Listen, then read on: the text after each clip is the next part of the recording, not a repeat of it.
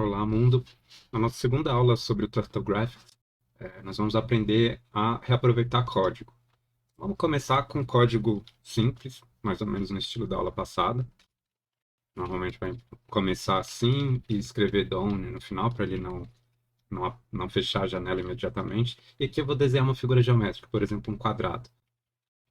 Forward, estou fazendo em português. Né? O quadrado são 4 repetições disso aqui.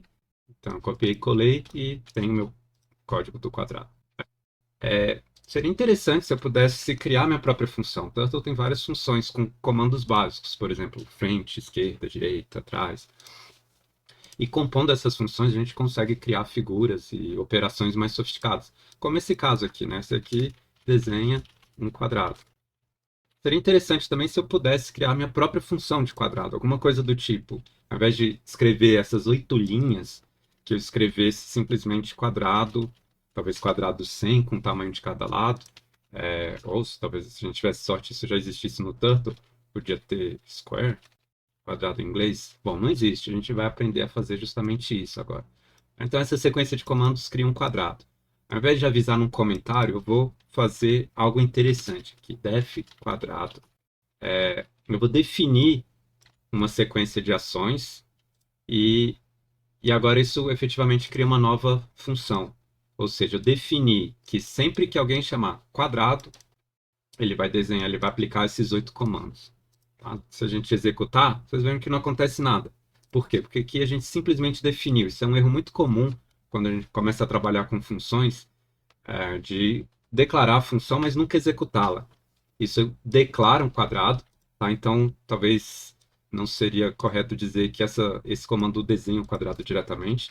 Ele declara um quadrado, e para desenhar um quadrado de fato, a gente precisa executar a função. E agora ele desenha. Para mostrar para vocês que eu não estou roubando, não estou fazendo. Que a gente pode reaproveitar esse código, vou executar várias vezes a função quadrado. Vocês vão ver que ele vai desenhar o mesmo quadrado várias vezes, não é muito interessante, mas eu posso fazer coisas aqui no meio, né? Por exemplo, girar por ângulos. Acho que é interessante assim, vamos fazer uma mandala desse tipo. De repente eu começo a criar figuras interessantes, que nem essa aqui. Tá? Talvez fosse mais interessante até se eu continuasse a estrelinha até fechar. Vou fazer isso agora. Precisaria desenhar 8 quadrados, se eu não me engano. Tá, aqui tem 8. E se quiser, a gente pode até chamar essa nova sequência de comandos de estrela. Def estrela. E por que não desenhar 2 estrelas? Frente, vamos fazer 150 e desenha outra estrela. De frente é em inglês, forward. Talvez valha a pena usar o pen up e pen down para evitar que ele desenhe quando se desloca de uma estrela para outra. Tá, essa é a lógica básica de reaproveitamento de código. É usar funções, criar as nossas próprias funções, para que a gente consiga executar novamente, né, uma certa sequência de código útil, e com isso compondo operações elementares em operações cada vez mais sofisticadas e interessantes. Então todo programa de computador, no fundo, é decomposto dessa maneira. Existem sutilezas, né? Existem técnicas para fazer essa decomposição de maneira mais eficiente ou pelo menos mais previsível, mas no fundo é isso. A partir de funções mais simples, nós criamos funções mais complicadas, cada vez mais complicadas até resolver um determinado problema, como se fosse se decompondo em partes. Eu também posso projetar o sistema ao contrário, né? Eu tenho uma ideia assim, eu vou desenhar um fractal. Criou a função fractal, que não faz nada. E tenta, a partir daí, identificar quais são as partes menores. E a gente vai implementando até chegar em operações tão simples que eu saiba implementar de maneira fácil. Tá? Até chegar, por exemplo, numa operação de desenhar uma linha, e eu chamo a função forward do Turtle, por exemplo. Tá? Então, essa é a lógica básica de reaproveitamento de código, ou seja, criar funções com uma sequência de ações para criar uma outra ação nova que não existia antes no Turtle, por exemplo, ou em outros lugares do Python. E eu vou mostrar um pouquinho alguns detalhes de como isso funciona. Só para voltar aqui no nosso roteiro, essa foi a primeira parte da aula, falar como que usa o comando def, e, e eu queria retomar aqui, formalizar um pouquinho, porque aqui eu deixei de mencionar alguns detalhes importantes. Tá? Então, o def declara uma ação, uma nova função, e a gente precisa sempre chamar essa função para executá-la. Cada vez que eu chamar, ele vai executar essa sequência de comandos uma nova vez.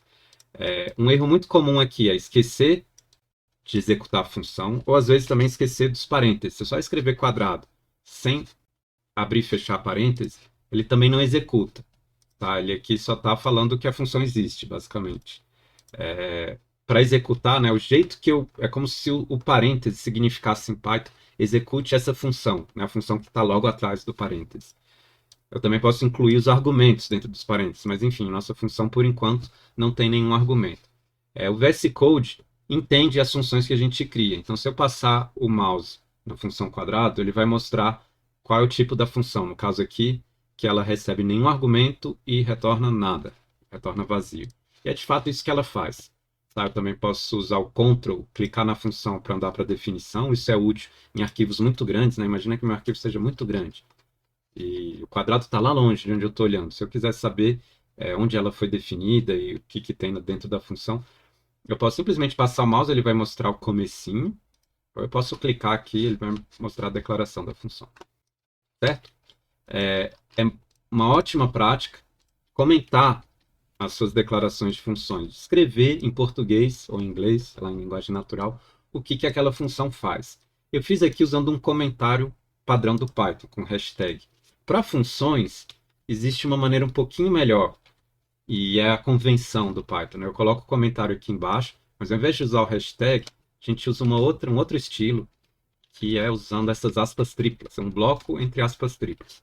Tá? Então eu começo o bloco de comentário com 3 aspas, posso escrever quantas linhas eu quiser. Uma das vantagens das aspas triplas é justamente eu poder declarar em várias linhas, porque às vezes a função é complicada, eu quero descrever em detalhes o que ela faz, os detalhes dos argumentos, do comportamento, das situações esquisitas, enfim. Essa função é muito simples, não tem tanta coisa para falar, mas é bem comum que seja necessário, pelo menos desejável, criar descrições um pouco mais extensas que usem mais de uma linha. Tá? Então, eu começo com as aspas triplas, posso escrever qualquer coisa aqui dentro, de preferência alguma coisa que faça sentido e não isso aqui que eu escrevi, e termina com aspas triplas. Tá? Qual é a vantagem de fazer isso? Por enquanto parece que não tem muita, porque eu só estou gastando algumas linhas a mais. Mas quando eu passo o mouse no VS Code, tanto na declaração quanto em algum lugar que eu estou usando a função, nota aqui embaixo o que aparece. Aparece justamente essa descrição que eu coloquei.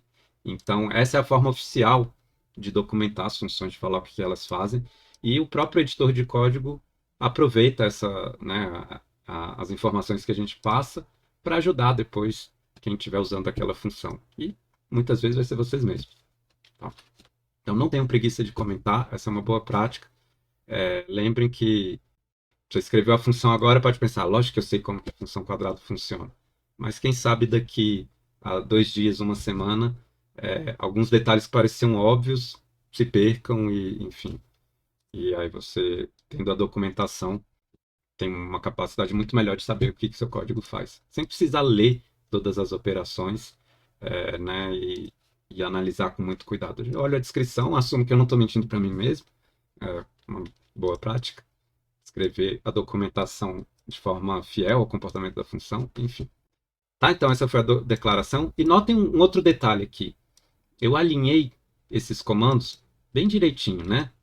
Isso não foi acidental, não é só porque eu tenho essa preocupação estética de deixar o código bem alinhadinho e bonitinho, né? Porque eu sou professor e não quero dar um mau exemplo para os alunos. Python obriga esse alinhamento, ele é necessário, porque o alinhamento é o que determina quando a função começa e quando ela termina.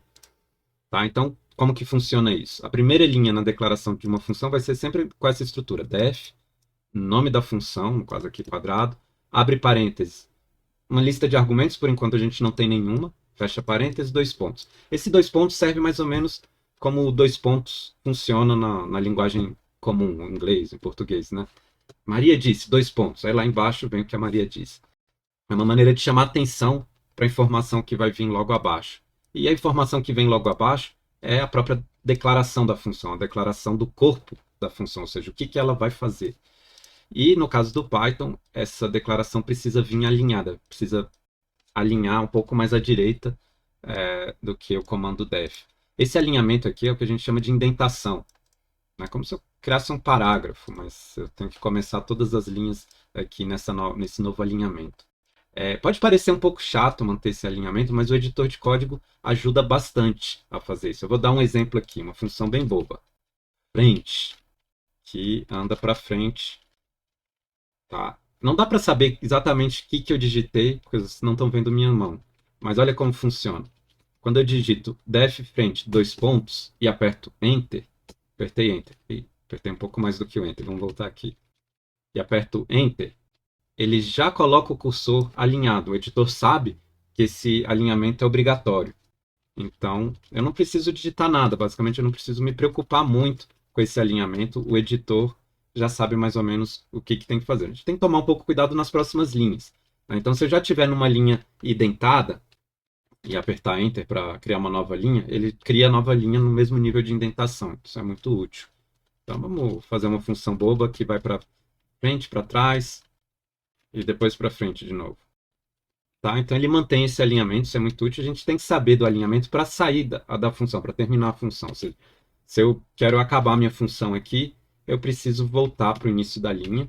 Mas até isso existe uma facilidade. Se eu apertar backspace, ele apaga um nível inteiro de alinhamento.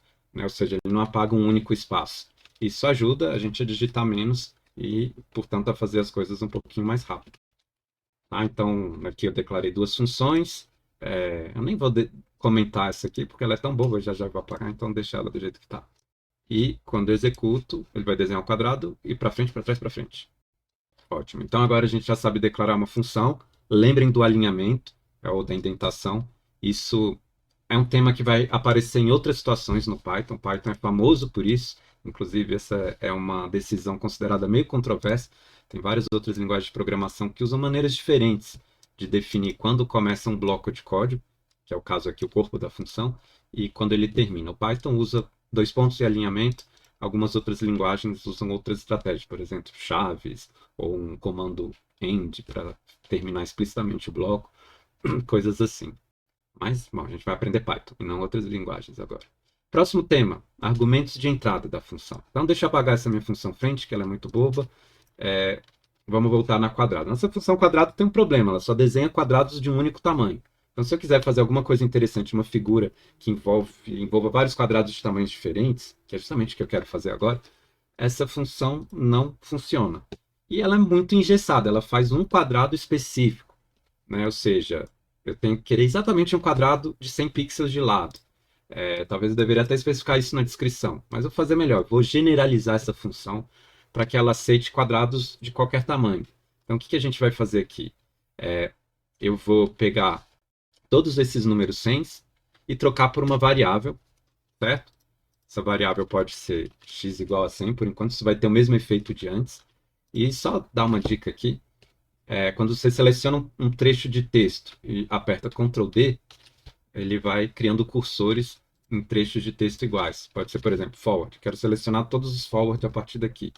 Ctrl D, Ctrl D, Ctrl D, seleciona todos os forward. E se for uma coisa mais simples como um nome, algum elemento que o Python sabe onde começa e onde termina, basta estar com o cursor no elemento, ele já seleciona e cada Ctrl D seleciona o próximo na lista. Isso é muito útil para fazer esse tipo de edição, que nem essa que eu fiz agora.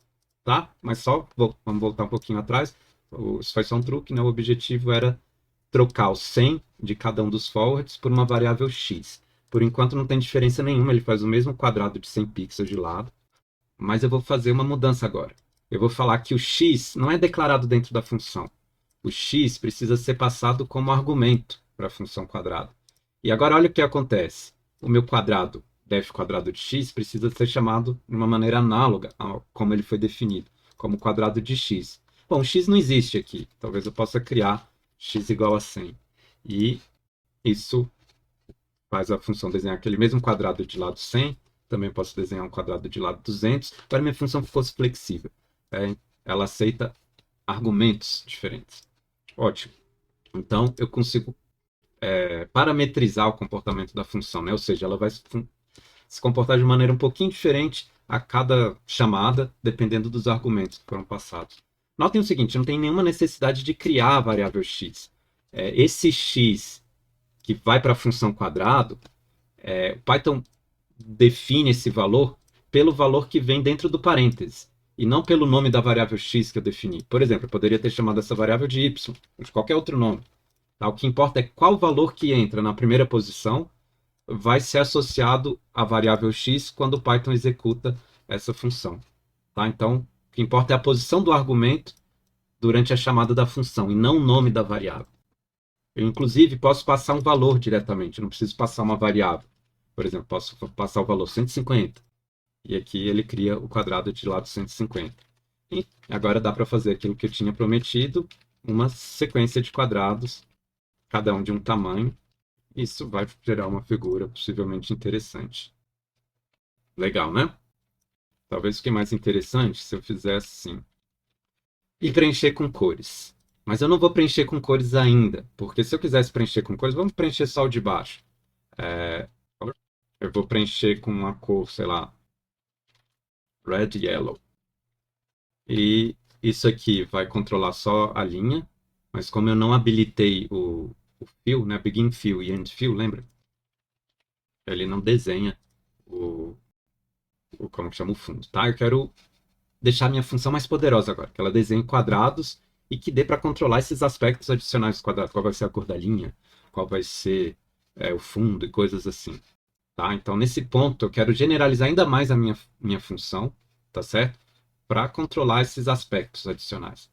Mas para isso, ou pelo menos para fazer isso de maneira correta, a gente vai precisar se ligar em vários detalhezinhos do comportamento da função. Então, eu vou falar agora sobre os argumentos opcionais. E a gente tem o lado do quadrado, é um argumento obrigatório. Eu vou criar agora um argumento opcional, que seria a cor, tá? A cor da linha.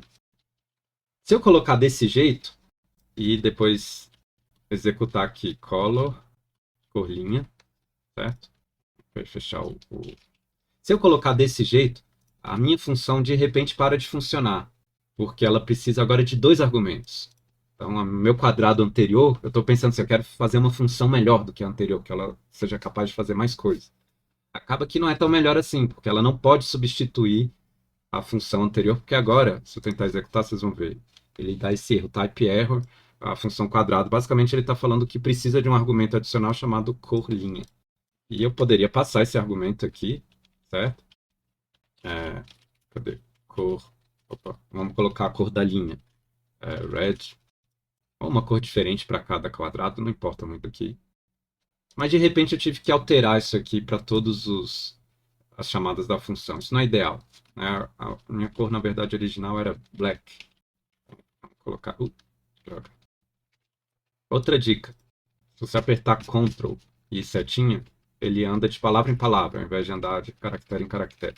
Isso é muito útil no modo multicursor. Então eu coloco meu cursor no início da palavra quadrado para todo mundo, no início do parênteses, e aqui eu teria um problema se eu estivesse andando caractere por caractere, porque ele desalinha, né? O 50 na última linha é menor do que todos os outros números. Mas não tem problema, se eu usar o Ctrl, ele vai andar um número inteiro para a direita. Então, os números de 3 dígitos, nos números de 3 dígitos ele anda 3 dígitos, nos de 2 dígitos, só 2 dígitos. Certo? Então, eu precisei, obrigatoriamente, colocar esse black aqui. Talvez eu quisesse só deixar o primeiro dos quadrados vermelhos. E isso atrapalha um pouco o funcionamento da função. Tá? Então, o que a gente vai fazer? É o seguinte. Se o usuário não quiser passar essa cor, ele vai assumir que a cor é black. Aí, o que acontece? Eu só preciso passar esse argumento se ele for diferente de black. Que ótimo. Tá? Ou seja, se eu generalizar a função e colocar esse novo código, né, e usar o código, testar essa função generalizada no código antigo, sem mudar, sem colocar esse argumento adicional, o código continua funcionando e se comportando como ele se comportava antes. Tá certo? Esse foi um argumento opcional. Tem outro jeito de controlar os argumentos opcionais. E como que funciona? Eu posso passar o argumento opcional pela posição, ele é o segundo argumento. Você precisa, né, obrigatoriamente passar o primeiro, que é x, porque ele não tem nenhum valor padrão. Mas o segundo, a cor da linha, possui um valor padrão. Se a pessoa não passar esse segundo argumento, ele assume que o valor é igual a black. Eu também posso passar o segundo argumento pelo nome. Ou seja, eu posso escrever color, cor linha, igual alguma cor qualquer aqui, blue. Aí, geralmente, é interessante escrever dessa maneira, porque apesar de ser um pouco mais longo, é um pouco mais evidente qual é a função desse blue aqui. Por que que, né, que eu sei que o blue representa a cor da linha, e não, por exemplo, a cor do fundo, certo? Então, para quem lê o código, normalmente é mais interessante ler quando o argumento está descrito pelo nome e não pela posição. Mas o Python aceita as duas possibilidades. E na hora de declarar a função, você declara da mesma maneira. Na verdade, você declara, né, colocando um valor aqui como sendo o valor padrão, e o Python sabe se ele precisa ou não modificar esse valor padrão, dependendo do número de argumentos que você passa para a função e do nome dos argumentos que forem passados explicitamente pelo nome, como esse caso aqui. Uma outra vantagem dos argumentos, de nomear os argumentos, é que o Python corrige automaticamente a ordem deles. Eu não preciso decorar se a cor da linha vem antes da cor do fundo, se eu quiser colocar esses dois argumentos, por exemplo. Eu não preciso decorar isso. Basta eu colocar a cor da linha igual a blue, cor do fundo igual a black, por exemplo. E o Python ordena na ordem correta para passar para a função. Então vamos colocar um segundo argumento aqui, cor, fundo. Vamos deixar de padrão white. Na verdade, isso que eu estou fazendo aqui não é inteiramente correto. Já já a gente vai aprender a fazer isso da maneira correta, tá? Porque ele obriga a cor do fundo ser branca e a cor da linha ser preta. Imagina que o usuário tivesse declarado uma cor diferente de preto, né? A caneta estivesse com a cor vermelha, por exemplo. E na hora de desenhar o quadrado, ele mudaria a cor da caneta. Isso não é ideal. Talvez a gente só devesse mudar a cor da caneta se o argumento for passado explicitamente.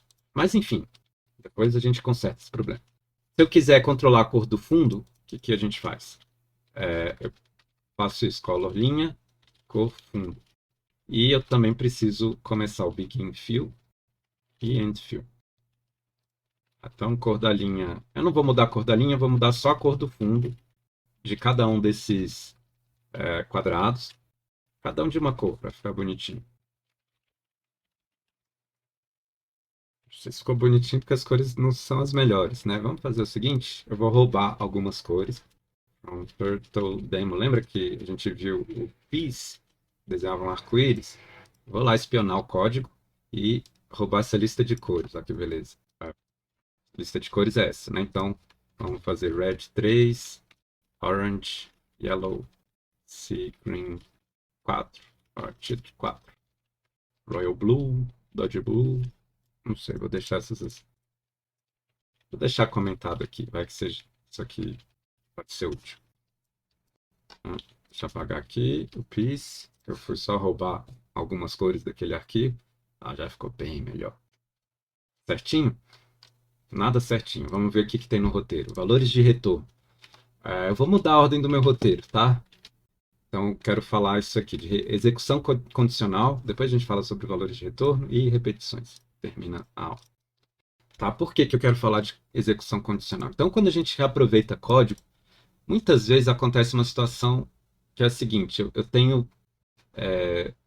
várias instruções que reaparecem, né, em situações um pouquinho diferentes, e em alguns casos eu quero executar algumas instruções, em alguns casos eu não quero, enfim. É interessante ter essa habilidade de poder escolher se eu vou executar um comando ou não, dependendo de uma condição. E a gente vai fazer justamente isso, porque eu quero colocar essa habilidade na função quadrado. Eu quero, se a pessoa não passar, por exemplo, nenhuma cor do fundo, não executar essas duas funções, end fill e begin fill. Se a pessoa não passar a cor da linha nem a do fundo, talvez não executar essa função color. Na verdade, a função color, ela pode ser decomposta assim, ela executa o pen color e o fill color. Quando a gente chama a função color com dois argumentos, no fundo ela vai chamar essas duas funções. Eu acho que talvez não tenha a declaração dela aqui. Então também quero usar isso. Se a pessoa não declarou uma cor de linha, eu não vou executar pen color, vou manter a cor de linha anterior. Se não declarar a cor do fundo, eu também não vou declarar o fill color, certo? Para não atrapalhar os outros códigos que possam, né, serem executados depois da função quadrado. Bom, então como que a gente faz isso? Eu preciso saber declarar algum comando condicionalmente. Ou seja, se tal condição ocorrer, eu faço tal coisa, se não ocorrer, eu faço outra coisa. E eu também preciso saber, eu preciso passar um valor padrão que represente algo vazio. Eu vou fazer o seguinte, meu valor padrão vai ser uma string vazia. Será que eu faço isso? Vou fazer isso. Já vou adiantar que essa não é a melhor maneira de fazer, mas eu não quero explicar coisas demais na aula de hoje. Tá? Então, se a pessoa deixou uma cor vazia, aliás, se ela não deixou uma cor vazia, então como que a gente testa isso? Como que funciona a execução condicional? Eu vou dar um exemplo um pouquinho diferente, sei lá. Não, vou usar isso aqui mesmo. A execução condicional funciona assim, ela tem essa estrutura. Se aqui eu coloco uma condição, dois pontos, faça tal coisa. Caso contrário, else significa senão em inglês, faça outra coisa. Então, essa parte do código seria executada se a função for se a condição for verdadeira, e essa outra parte se ela for falsa. Parte do else é opcional. Se eu não quiser executar nada quando a condição for falsa, eu posso simplesmente apagar isso aqui, certo? E no nosso caso, acho que isso no else não vai ser necessário. Então, a ideia aqui é que eu só vou executar esse comando pencolor se a cor da linha for diferente de uma string vazia. Tá? Só vou mudar a cor da linha se a pessoa passou uma cor válida aqui. E esse exclamação com igual é a maneira que o Python tem para representar o sinal de diferente. Alguns sinais são fáceis, né? Por exemplo, maior, menor, mas o sinal de diferente na matemática seria um igual com um tracinho, e esse sinal não tem no teclado. Até existe, daria para digitar usando um mapa de caracteres, alguma coisa esotérica assim, mas ninguém tem paciência, é mais fácil escolher dois símbolos do teclado para representar o diferente. E no caso do Python e várias linguagens de programação, para falar a verdade, a escolha foi essa: exclamação igual. Pensa como se a exclamação fosse uma barrinha quebrando o igual. Enfim, então essa é a maneira de testar se uma variável é igual a outra. E o teste de igualdade, que né, intuitivamente a gente faria assim, na verdade eu preciso criar um igual um pouco diferente, porque o igual sozinho, na verdade, representa atribuição, não igualdade. Então, se eu quisesse testar se a cor da linha é igual à string vazia, eu teria que usar dois iguais. Mas vamos voltar para o nosso caso, que é o diferente. Então, se a cor da linha for diferente da string vazia, eu executo esse código. Se a cor do fundo for diferente da string vazia, eu mudo a cor do fundo. E, na verdade, esse begin fill, eu só executo nesse caso, se a cor do fundo for diferente de vazio. E a mesma coisa para o end fill. Né? Eu só vou mandar ele finalizar o preenchimento se a cor do fundo for diferente da string vazio. Tá certo?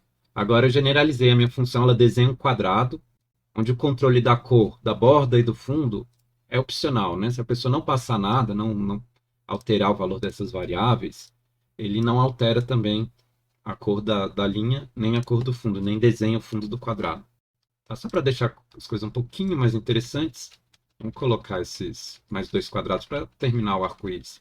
Aqui seria 300 e aqui 350. Ó, como multicursor é legal. E aqui embaixo, nessas duas cores, vão ser essas duas. Royal Blue 1, Royal Blue 4. Tá? E nesse caso, ele vai preencher... Como igual, mais aqui. Ele vai preencher a cor do fundo para todos esses quadrados, porque eu explicitei esse argumento opcional. E eu posso desenhar um quadrado sem a cor do fundo. Né? Ou seja, se eu só mandar desenhar um quadrado aqui, de, sei lá, qualquer lado, vamos desenhar de lado 400. Ele não pinta o fundo, porque eu não passei esse argumento adicional. Agora tem uma função quadrado bastante flexível e bastante poderosa. Tá? Notem que não é um quadrado branco, é um quadrado transparente, sem pintar. Só para ficar mais claro. Left 45, quadrado, fazer um quadrado de lado 200. Vamos ver que ele não vai pintar o fundo. Tá? Esse quadrado é transparente. Ótimo, então a gente sabe executar comandos condicionalmente. Isso finaliza essa parte, né? A execução condicional. Vamos falar agora então sobre valores de retorno. Porque eu estou usando a minha função aqui para calcular, para repetir uma série de comandos. Mas às vezes eu quero usar uma função para calcular um valor novo, que no fundo precisa repetir uma série de comandos, né? Como se fosse executar as engrenagens de uma maquinazinha, mas essa maquinazinha vai produzir um resultado.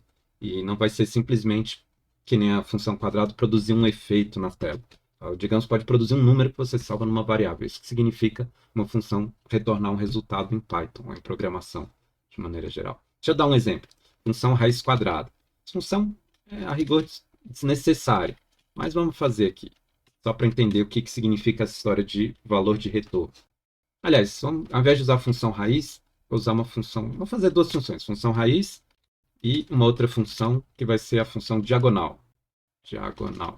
Que pega dois lados e retorna a hipotenusa do triângulo. Isso aqui, às vezes, é muito útil para decidir o tamanho desses desenhos. Por exemplo, se eu quisesse que esse quadrado na diagonal tivesse uma diagonal de tamanho 400, eu teria que escolher esse lado da maneira apropriada. Talvez, deixa eu ver, se bem que é o contrário, né, no caso.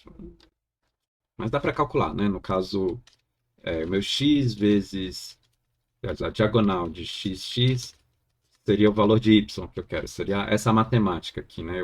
O valor de y é 400. Eu quero saber quem que é x. Bom, não vai dar muito certo com essa minha função diagonal. Mas enfim, deixa para lá. Eu quero saber calcular diagonais e raízes. A raiz é fácil porque, na verdade, ela já está no Python embutida. Se eu pegar um número x e elevar a meio, isso é a mesma coisa que tirar a raiz quadrada. Certo? Então, vou criar minha função assim. Agora, tem o seguinte. Se eu simplesmente fizer isso, olha o que vai acontecer. Eu vou comentar esse código todo, porque eu não estou interessado em desenhos por enquanto. Done também. Eu vou só pegar essa minha função raiz, imprimir a raiz de um número que eu conheça a raiz, sei lá, raiz de 9. Quando a gente executa, olha o que acontece. Ele imprime none. Mas não está calculando a raiz, por que imprime none? Porque aqui ele simplesmente calcula a raiz e descarta o resultado. Eu não estou pedindo explicitamente para o Python para retornar esse valor. E como que a gente faz isso? Usando o comando return. Return, você pode dar return em qualquer linha, ele para a execução da função, calcula essa expressão e usa essa expressão como valor de retorno da função. Tá? 3.0. Eu posso, se quiser, fazer uma raiz meio fake, uma raiz que aceita números negativos. No nosso caso, ele aceitou, mas apareceu um número esquisito aqui, nem notação científica, dá para ver que é um número bem pequenininho, com 16 zeros antes da vírgula, enfim.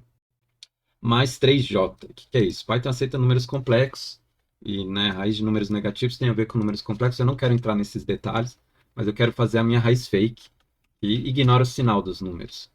Tá certo? Então vamos fazer o seguinte: se o x for menor que zero, eu faço uma coisa. Aliás, se ele for maior que zero, maior ou igual a zero, eu calculo do jeito que a gente estava calculando antes. E caso contrário, eu calculo usando a raiz de menos x elevado a meio. E se eu quiser manter o sinal, eu coloco o sinal de menos, porque a raiz de menos x vai ser, lembra aqui, x é um número negativo. Então, menos x vira um número positivo, que tem uma raiz normal. E se eu quero manter o sinal do argumento, eu coloco o negativo de volta. Então, essa aqui é uma raiz um pouquinho diferente. Calcula a raiz quadrada, mantendo o sinal. A raiz de menos 9 virou menos 3. Isso não faz muito sentido matemático não, tá, gente? É mais um exercício de programação. Raiz de 16 a gente sabe que é 4, de 25 é 5. E raiz de 0, será que ele se embanana? Tá, ele calculou todas as raízes corretamente aqui. Ótimo. O que seria a função diagonal? Usa Pitágoras. É a raiz de x ao quadrado, pode ser x vezes x ou x ao quadrado, como preferir, mais y ao quadrado. Vocês viram que apareceu aqui? Deixa eu explicar. Vamos bagunçar meu código todo. Deixar tudo. Isso aqui é válido. Opa, isso aqui não é válido, não. Isso aqui é válido. Posso colocar um número de espaços estranhos. Por que não? Por que não deixar as coisas feias? Tirar esses espaços daqui. Existe um comando para o VS Code, na verdade não, Python diretamente que faz isso, para o editor reformatar o nosso código, deixar ele bonitinho, com as coisas alinhadinhas, com os espaços, com as distâncias corretas. E no VS Code esse comando é Ctrl+Shift+I. Quando eu dou o comando Ctrl+Shift+I, ele, pela primeira vez no projeto, ele pergunta: você quer usar de qual maneira? Ele fala que o Black não está instalado. E o que é esse Black? Black é um projeto do Python de formatação de código. O nome Black tem a ver com uma citação do Henry Ford, que diz que os americanos podem escolher qualquer cor de carro desde que seja preto. Então, para deixar tudo nos conformes, todo mundo igualzinho. Eu quero instalar o Black. Esses outros são outras opções. Eu recomendo usar o Black, ele é um dos mais usados. Instalou o Black. E notem, todas aquela bagunça ainda está aqui. Deixa eu apertar Ctrl Shift de novo. Agora ele tirou aqueles espaços estranhos. Ele coloca um número de espaços, de 2 espaços, 2 linhas vazias entre cada função. Ele formata tudo de uma maneira bem previsível. E é uma ótima prática fazer isso. Tá certo? Deixa o código bonitinho e entre outras vantagens. E você pode ser mais displicente na hora de digitar, dá Ctrl Shift I, ele vai alinhar e colocar os espaços corretos, fazer tudo bonitinho. Então isso aqui foram os valores de retorno, com uma pequena dica de formatação. A gente criou essas duas funções aqui, talvez eu devesse colocar um comentário também. Calcula a diagonal. Vamos voltar aqui. Próximo passo é repetições com funções. Ótimo. Eu vou criar um novo arquivo para isso, tá certo? Na verdade, eu vou criar 3 arquivos na aula de hoje. Essas raízes e diagonal estão um pouco fora. Então, eu vou criar um novo arquivo aqui. Funções matemáticas, sei lá. E vou mover minhas funções para lá. Vou deixar elas aqui para caso eu precise usar, tá? Algum dia. Não vai ser na aula de hoje, mas algum dia. Talvez coloque um print aqui para testar alguma coisa. Não sei se vocês lembram desse quadrado de lado 3, 4. A diagonal é 5. Isso faz ele um dos triângulos mais comuns no segundo grau. É um dos poucos que os lados são inteiros e pequenos ao mesmo tempo. Vamos voltar com o nosso código original para desenhar um quadrado. Eu vou criar mais um arquivo que a gente vai explorar o último tópico de repetições. E nesse último arquivo eu quero desenhar figuras geométricas e estrelas. A gente sabe desenhar um quadrado, então eu vou começar copiando, né, deslavadamente a parte do quadrado. E aqui a gente vai voltar a ser modesto, desenhar um único quadrado. Não quero essas complicações ainda não. Tira essa parte de cor. Volta para um quadrado simples. Eu quero generalizar essa função. Quero fazer uma função que desenhe qualquer figura geométrica de n lados. E aqui a gente tem um problema. Talvez o número de lados. Tamanho do lado e o número de lados. Talvez o contrário. Vamos falar. O número de lados e o tamanho. Eu poderia usar um if, fazer alguma coisa do tipo. Se o n for igual a 3, a gente desenha um triângulo. Else, vamos desenhar alguma coisa. Se o n for igual a 4, desenha um quadrado. E continua. Se o n for igual a 5, eu vou terminar aqui. Vocês já devem ter percebido que essa não deve ser uma boa resolução. Primeiro porque eu copiei e colei quadrados. Vamos só transformar isso aqui para um triângulo. Um triângulo eu tenho que girar 120. Aqui, para virar um pentágono, eu tenho que girar por 72 graus, se eu não me engano. Isso funciona, mas é horrível. Vamos desenhar um triângulo de lado 100, seguido de um quadrado e de um pentágono. Ou melhor, funciona mais ou menos. Por que não deu aqui? Se o n for 3, faz o triângulo. Se o n for 4, faz o quadrado. Se o n for 5, ó, o bug, faz o pentágono. Ótimo. E se o n for 6, acabou minha paciência. Isso aqui vai quebrar o código. Vamos executar de novo. Cadê? Quando tentar no 6. E sempre vai ter uma hora que a paciência acaba, né? Enfim, a gente não faz nada. Na verdade, ele não quebrou o código, ele simplesmente não desenhou nada.